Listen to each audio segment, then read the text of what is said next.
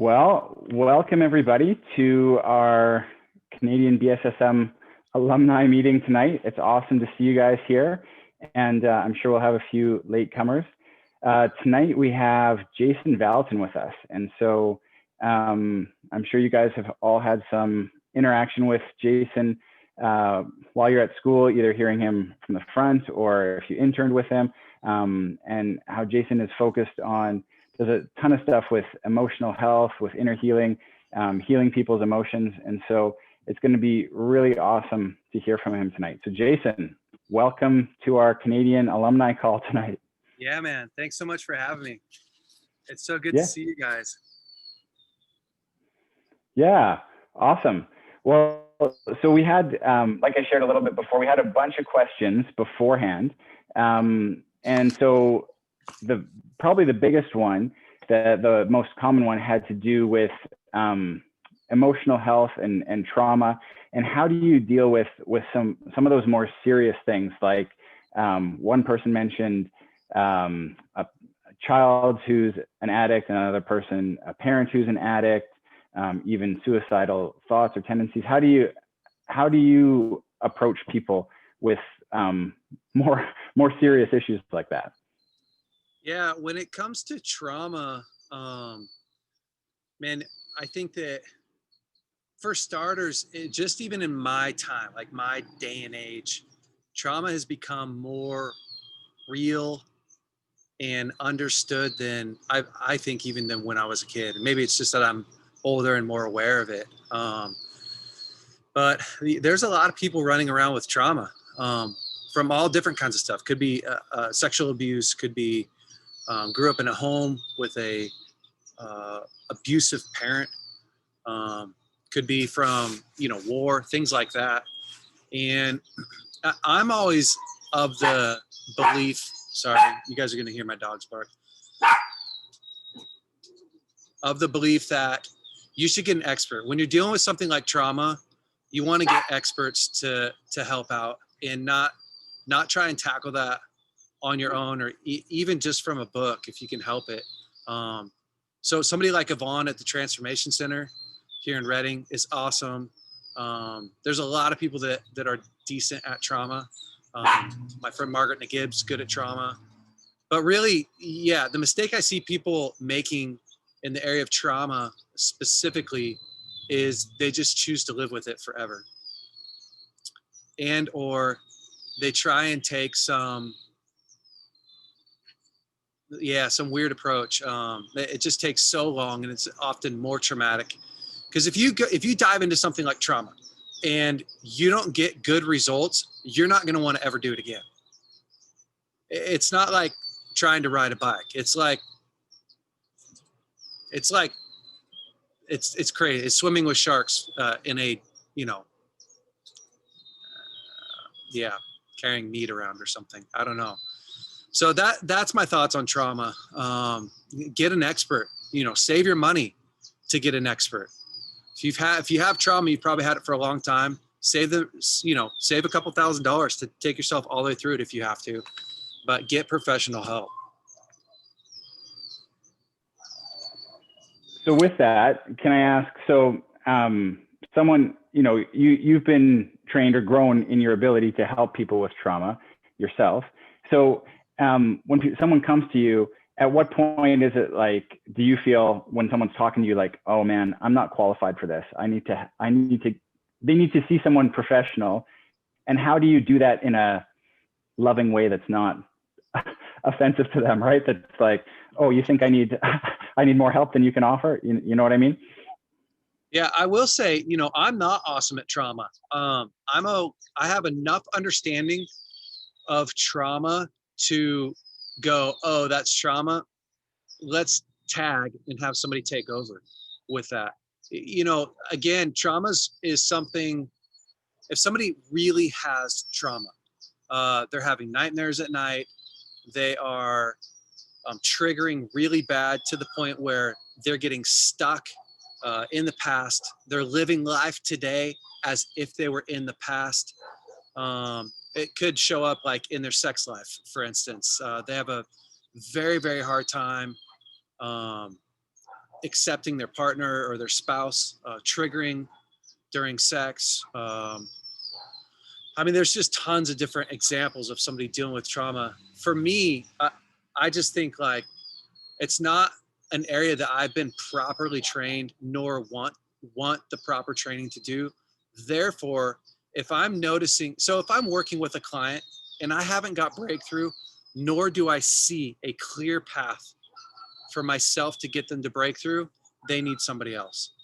And that's always been a fairly clear line for me. If I'm meeting with somebody and let's say I'm meeting with Christina, just because she was my intern and I can call her. So if I'm meeting with Christina and let's say that she has, I can't even remember her issues, but we all have issues. So if she's like, my mom, I have such a hard time being around my mom.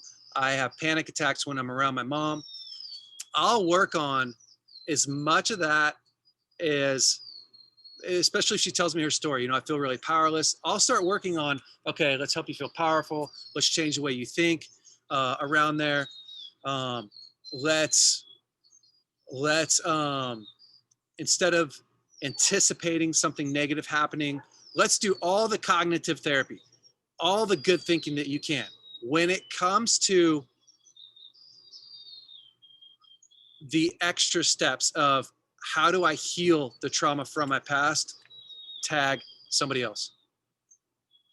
I just am not going to do it.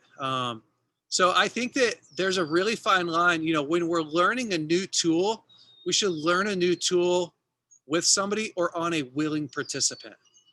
So that's how I always try and learn new tools. I try and learn it, you know, either with somebody who's better than I am, or again, if I say to Christina, like, hey, I've been reading the books, I've been following Margaret Nagib.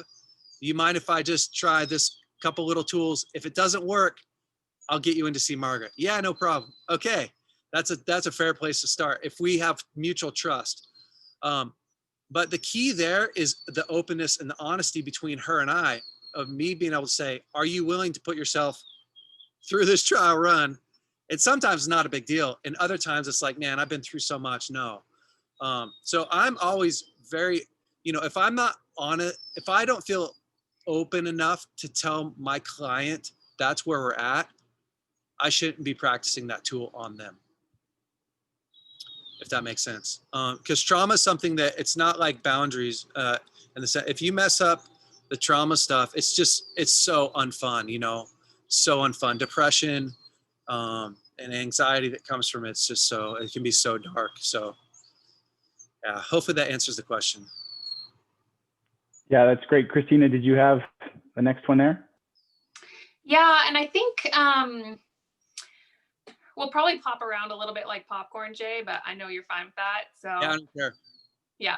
So I'm actually curious. This is partly a question from somebody, but partly I'm curious. How have you experienced stress during the pandemic, and how has that affected your life? And how have you been dealing with that? It's a great question. I'm not 100% sure what is stress from the pandemic and what is stress from having a new baby or stress from coming off a medication that I've been on for 11 years. So when we had our new baby, I used to be on a medication called Klonopin, also known as, well, it's a diazepine. And I was on it very low dose I had a nervous breakdown in 2009. I lost use of my arms and just had weird stuff going on. I did all the tests, cancer tests and rheumatoid arthritis tests. They found out it was just stress. My nervous system was jacked. So after a year of just tons of struggling, I ended up getting on Klonopin and Prozac for a while. So long story short, I weaned as far off as I could off the Klonopin. And then when Edie was born, I got completely off of it. So withdrawals of getting off of something like that is really gnarly. It's not fun at all. And so I'm not 100% sure of like, wow, what's COVID and I feel trapped, and I'm getting off that. Plus literally the week she was born, I was like, okay, I'm done with this medication. So I weaned off. And then what is, you know, waking up several times a night dealing with a little baby. But I will say this, COVID, there's lots of different pressures from COVID. The first one is global thought in my mind. Like, there's so much global opinion about, and it's a election year, so now it's politicized, which I'm not going to get political at all. You guys don't even have to worry. It's politicized. So on top of it, it brings uncertainty to uncertainty. And it brings an agenda to uncertainty. Whether we want to believe that or not, that is what's happening. Now, I'm not even saying left agenda or right agenda. There just is agendas on both sides. And I don't blame them for that. I just think that that's where we're at. So anytime that there is worldwide uncertainty, and the main core belief is your life is never going to be the same, ever. Never. It's never going back to the same. On top of that, so in all of the distress that we have because of the racial tension, which again, not going to get into it. On top of that, all of the disunity because churches aren't meeting and preachers aren't preaching and blah, blah, blah. I mean, you have this major event, traumatic event that's happening. When's it going to end? Don't know. How long is it going to last? Don't know. How's it impacting you? Not sure. So financially, mentally, emotionally, when's the last time you were in public with somebody, didn't have a mask on? If you were seen as this. If you had your mask on, you felt this. Are they glaring at me? Are they smiling at? So I don't even have to add anything to it besides super challenging. What have I done and what do I think people should do? For me, I turned off the media. My first response to what's going on is any news that I actually really do need, I'll get through community. It will filter down. So I turned that off. I haven't watched it since March or May. Anyways, it's been a long time. Literally, I haven't watched 10 minutes of the news, literally, since May. And that's because I felt myself climbing and I'm like, okay, what is this information actually doing for me? If it's helping me to be powerful, I'll keep it. If it's just bringing me this overwhelmed, powerless feeling, I have to monitor that. The same way that I have to monitor a friend that makes me feel that way, or a parent that makes me feel that way. It's controlling. It feels twisted on both sides. So I'm just all done with that. And so I've had to manage my emotional energy, mental energy, spiritual energy, and put boundaries around what I can and can't do. Even conversations, with my family and Lauren, and what I can and can't do. And at the end of the day, I still have the same call in my life that I've always had. I still have a responsibility for that call. And my job in this season is to figure out how to execute, not how to solve unsolvable things. And I try to solve unsolvable things because it's causing me stress and I want certainty.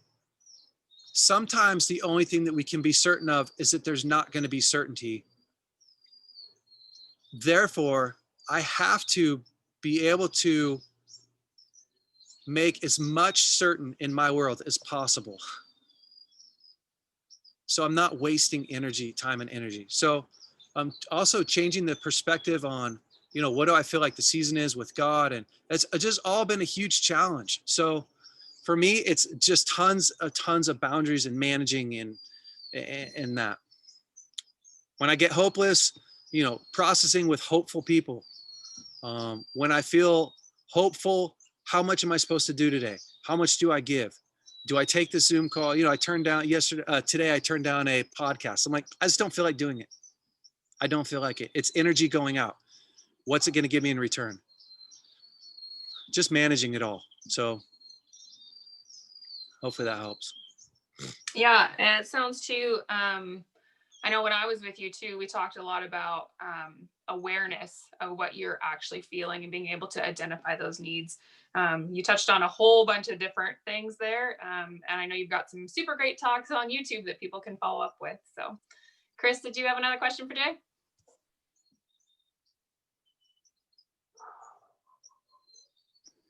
Yep, sorry, I just had to unmute myself. Actually, I was just looking at our time and I was thinking, why don't we open up the chat to see, based on all the great stuff Jason shared so far, what else people are wondering. So guys, why don't you, if you have something, put it in the chat, and give Jay one more question here, and then yeah, fill up the chat if you have any more questions. So one of the questions, or a few of the questions, Jason, had to do with prophetic words over your life. So, you know, especially at school, we get a lot of these great prophetic words. We leave feeling like, yeah, I'm going to change the world. Everything's going to be awesome. And then you get home and nothing happens, right? Or it doesn't feel like anything's happening. So yes. So what do you do with that? How do you steward all those words that you were given? Both, how do you steward your heart, and what do you do, I would say, as an outward action? Yeah. You probably wouldn't need a prophetic word if everything came true in the way that you thought it was going to come true. So let's start there. You know, the prophetic word is to help guide you when you feel down, when you feel hopeless. It's a confirmation. And so very few times does a prophetic word have a timeline. You know, really, I focus mostly on what is my gift? What am I actually good at? What am I talented at? What season am I in? And therefore, what am I supposed to execute? I constantly putting that equation together, constantly. What am I good at? What season am I in? You know, I'm a decent writer. Hasn't felt like the season for writing. I'm not activating that gift. I'm a great counselor. Lately, I don't feel like I've had a ton of energy. So I've limited that. I'm a good leader. I'm not an incredible leader. But right now, my season is leadership. So I'm growing that, if that makes sense. I'm realizing, like, okay, the next 20 years of my life is mostly going to be hands-off in the sense of counseling, where the first 20 years of my life, I came on staff 2004 for school ministry. The first almost 20 years has been heavy counseling, heavy in the trenches, heavy directing, heavy in people's problems and solving it. Okay, now the second half is going to be way less me getting dirty and way more me going, okay, from the knowledge I've gained, we need to execute this, this, and this. And we got to execute this, this, and this. I'm just telling you how I think. So I'm realizing, like, the field that I work in is the same. What I'm executing in this season, what it's asking of me is so different. Therefore, I need to put an expert like my dad, like there's a couple of guys that are experts in areas in leadership that I'm not an expert in. And I'm continually inviting them to give me feedback. Feedback is the mother of learning. To constantly give me feedback so I can grow and develop in the area that I need to develop in. Hopefully that answers the question. So I think for people, it's the same thing. You know, I have prophetic words. I have so many prophetic words. I can't even remember them all. I'm just honestly growing up in this culture. And sometimes I hear them back and I'm like, gosh, I forgot about that one. I don't hardly worry at all about them. Probably in the same way that you would. Now, other people are different than me. I mostly just use them as fuel and motivation that God has a plan for my life, doing something in my life. I will do my part if he will do his part, or he will do his part if I will do my part, type of deal. That's just, I feel like he said, I got you. That's what all my prophetic words boil down to. I got you. Keep moving forward. Keep working. Don't worry about what you don't have. it's not that easy, but it really isn't, but that is kind of what I do. Great. That's great. Thank you. Yeah. The first question we had here, how did you learn what you know? Do you have any authors you recommend, or Yeah. studying? Yeah. Yeah, for sure. Mostly, so I knew that I had a heart for counseling at 13. So I just started meeting with people from my youth group. That is literally how I started. And then from there, got on staff of the school ministry and did thousands and thousands and thousands of appointments. Now, whether official appointments or not, thousands of official appointments and just so many, emergencies, prayer line stuff, and read a lot of Danny Silk stuff. I'm naturally talented at it, naturally gifted at it. Some people aren't, and some people can't counsel. They can't counsel themselves out of a paper bag. And some people are just phenomenal at it. They just have it. They're very intuitive. And so, yeah, I wish I would have gone to school for it. I didn't. I think that it's a really good thing to go to school for if you have a bent towards counseling or therapy. The best way to learn, in my opinion, is to be with somebody who's great at it. Even if you go to school and you have all the credentials, you still have to do real live appointments. And it's so much different than learning in school. And so I would say if you can, do meetings with someone else who's better. If you don't have that, then you can get my counseling manual, go through that. I have a whole e-course on that. Margaret Nagib has some stuff.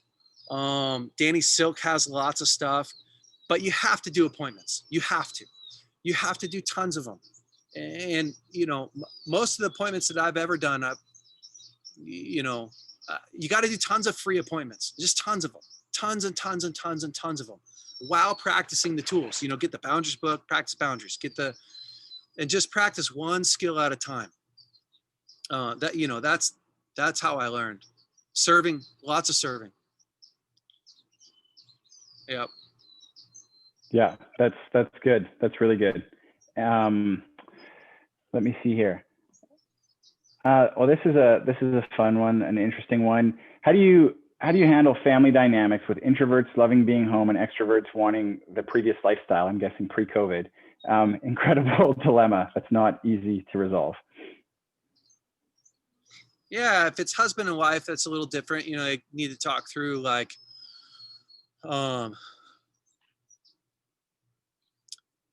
what's a win-win. There's not always going to be a win-win in every season.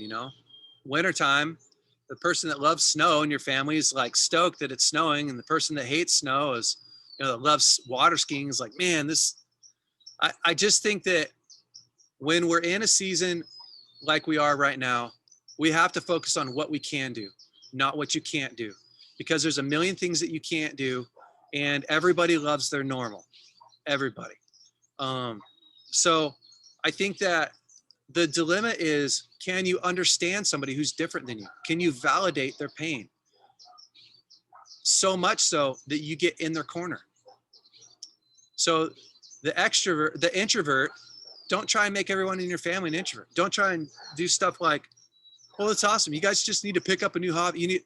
They don't want to not hate the season. They don't want to hate the season. It's a feeling. They just hate it. They wake up hating it. I don't like it. I can totally understand that. Man, it would be so hard to hate the season. Tell me about, you draw it out of, tell me about that. Oh gosh, what would be helpful? What would be helpful? Learn how to not make everyone you, so that there's peace in the home. We try and talk people out of what they feel. Oh no, it's not, you need to just thank God. No, it's like, just let them have a negative feeling, negative emotion, and come in their corner for a little while. And let's do a good job at really loving people where they're at. Because when people know that you care, then they're willing to have you brainstorm with them.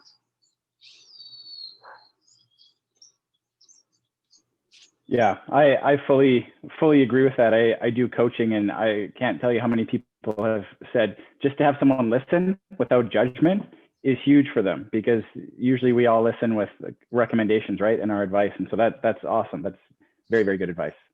Yeah, we'll do one more question here, because I see we're almost at our time here. I think this is a great one. Well,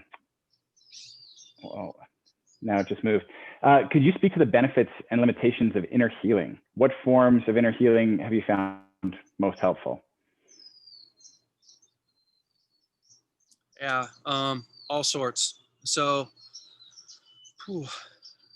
everything to cognitive therapy, changing the way you think.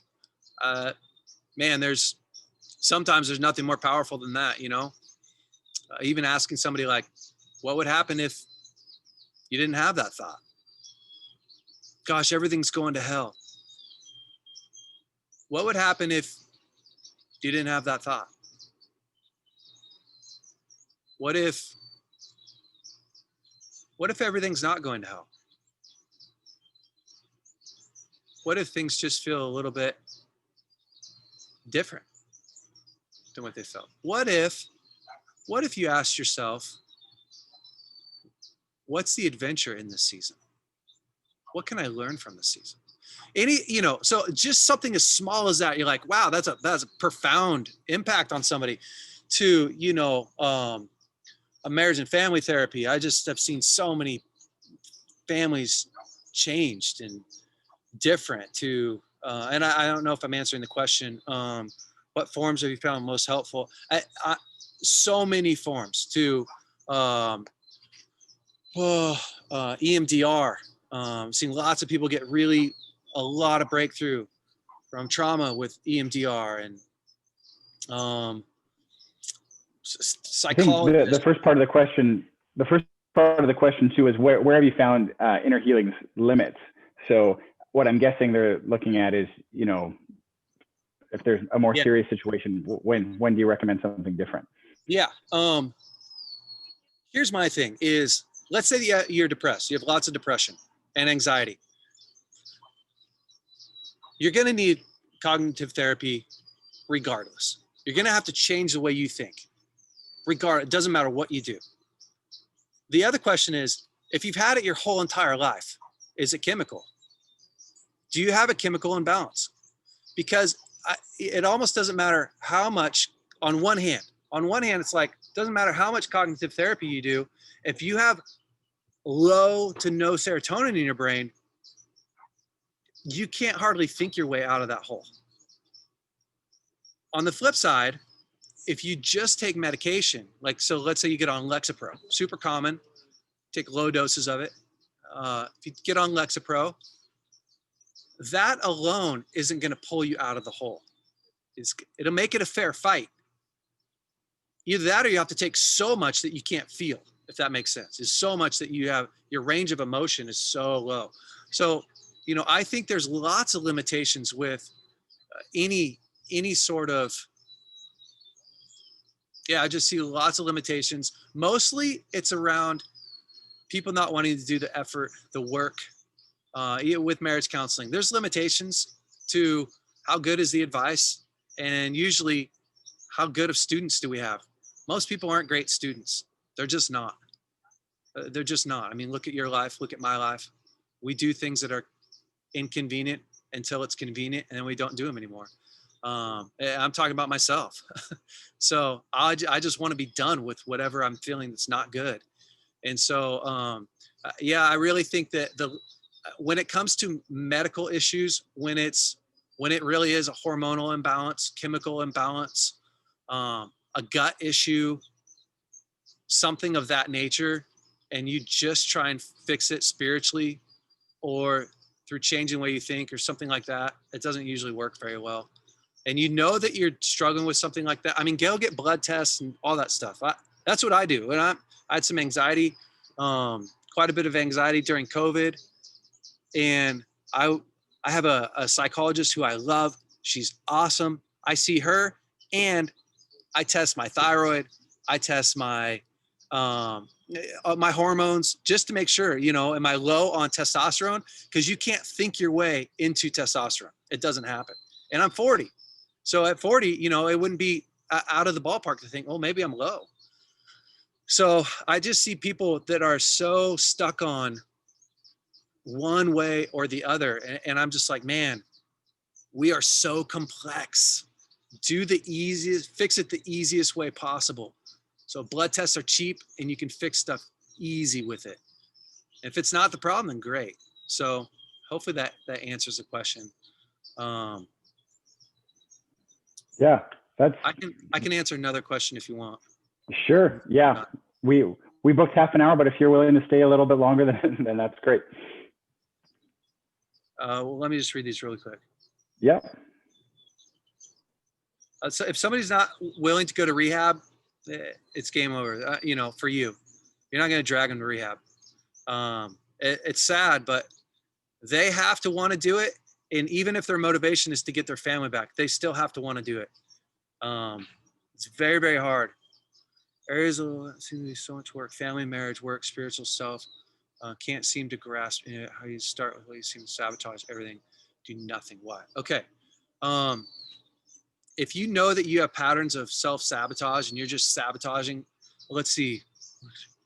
Can't seem to grasp any of it. When you're like, man, work life's tough, family life's tough, kids are tough, marriage is tough.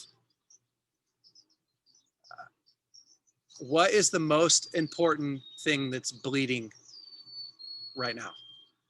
Think about it like a car accident. You pull up on a car accident, you could have a broken leg in 5 places. Your arm could be twisted backwards. If you have blood coming out of your head, they're going to focus on that. They don't care about the leg. They don't care about the arm. Once they get that settled, if you have something, sticking in your stomach, they're going to go to that. Finally, they'll get to the things that aren't critical. Your marriage is critical. It's mission critical. If your marriage isn't doing well, you may want to do a marriage webinar with Dr. Glenn Hill. Do the connection codes with him, 4 weeks. You may want to do Danny Silk's marriage workshop, but you have to actually do the work, which also means get out your calendar, schedule in every single week. When you guys going to do work for an hour during the week, talking about your emotions. And you have to schedule this stuff out. That's the only way that things get done. You have to look at it like, this is my job. My job is to work on my marriage, which means I got to work on me too. So if you don't put it in your calendar and treat it like a job, you just won't get it done.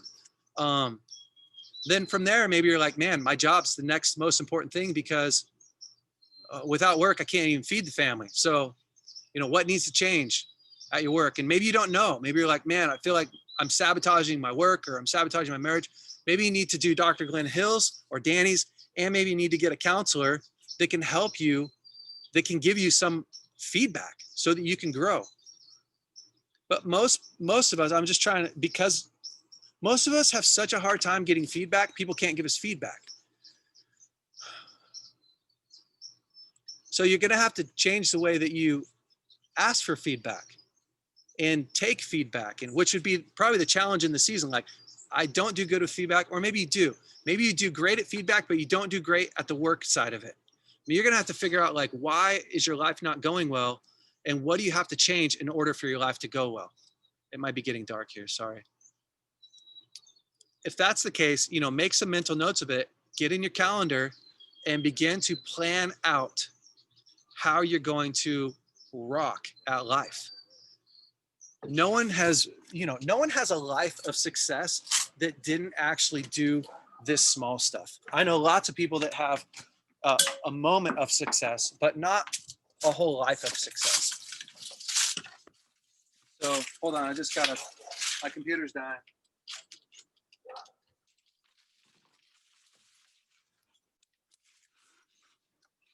And I'll say this, just because this is what I do so much with counseling, is I see so many people spend, and I'm on a soapbox right now, I totally understand that. I see so many people spend way more energy, effort, and hours trying to solve the messes they make, that if they would have said, okay, for the months of June, July, and August, we're going to put an hour a week into homework and an hour and a half into counseling, and we're going to do that for these 3 months, they would spend way less time,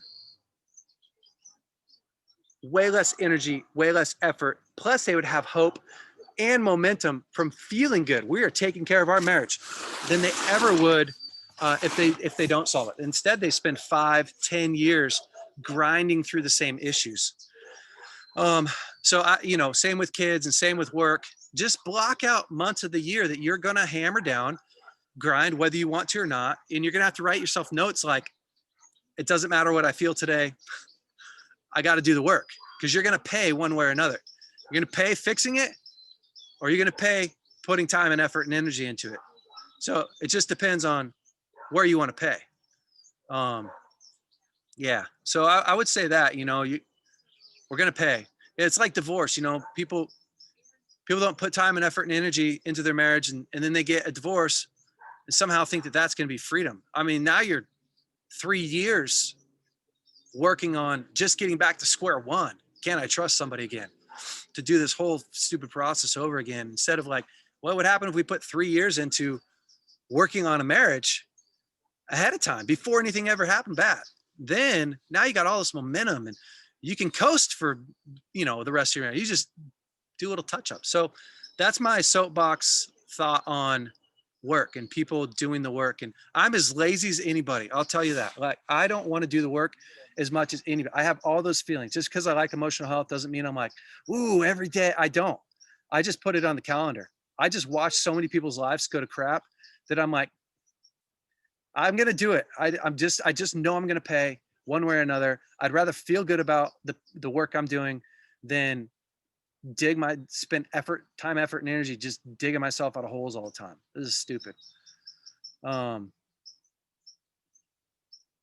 I ever felt alone in the way I think or do life? Yes. Everybody's experienced loneliness. Everybody. Jesus experienced, loneliness, and 100%.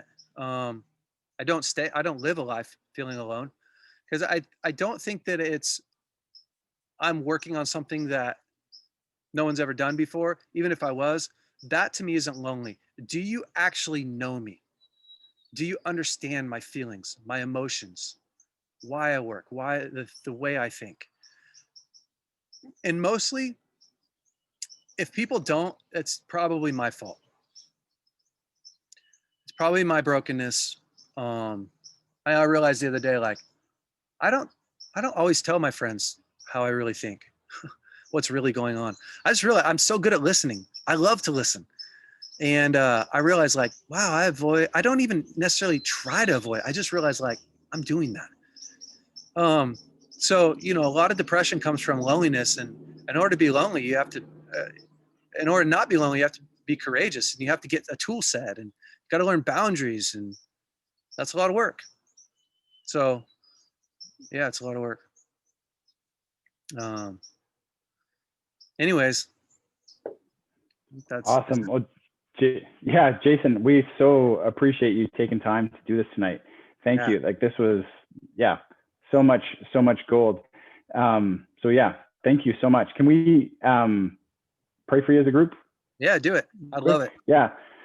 So Jesus, we just thank you for Jason. Thank you for the wisdom that he carries. Thank you for his transparency and vulnerability and willingness to just go to the hard places and speak it how it is, and that it's not brash or rude. It's just in love. And so, God, I pray blessing on him, blessing on his family, on his sleep with a newborn. That's crazy to have a newborn at 40 years old. Good for you. And and we just bless him for his time now in Jesus' name. Amen. Guys, thank you so much. So good to see so many of you. Jocelyn, it's great to see you. God, I haven't seen so many. Christina, and some of you I know better than others, but I appreciate you guys. I just love what you're doing. Hopefully I get to come up to Canada sometime and run around. Is anybody on this chat hunt? Do you guys know? John Fisher, are you a hunter? He looks like I don't know if John hunts. You can unmute yourself, John, if you want. I don't know if he does. Yeah, no, it's awesome.